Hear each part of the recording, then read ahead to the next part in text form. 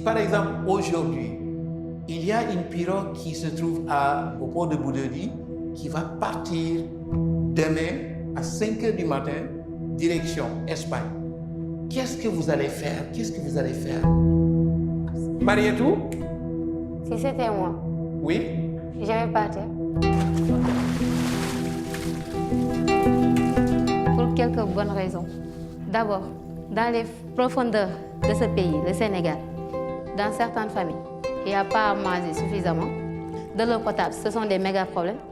L'électricité, n'en parlons même pas. Comment nous mener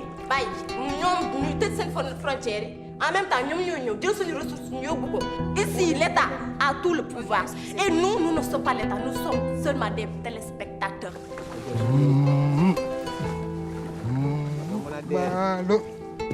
yow lu tax demoo Espagne bi xale yi di dem.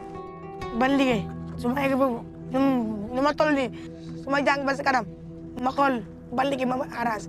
nga xool ban liggéey moo la arrangé. waaw déedéet ban liggéey nga mën.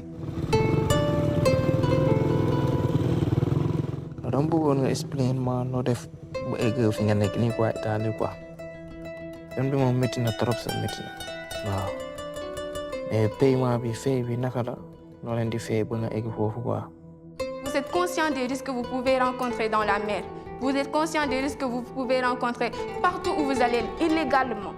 On nous enterre ici, ça vaut mieux qu'on nous enterre quelque part là où on subit du racisme et qu'on n'est pas respecté.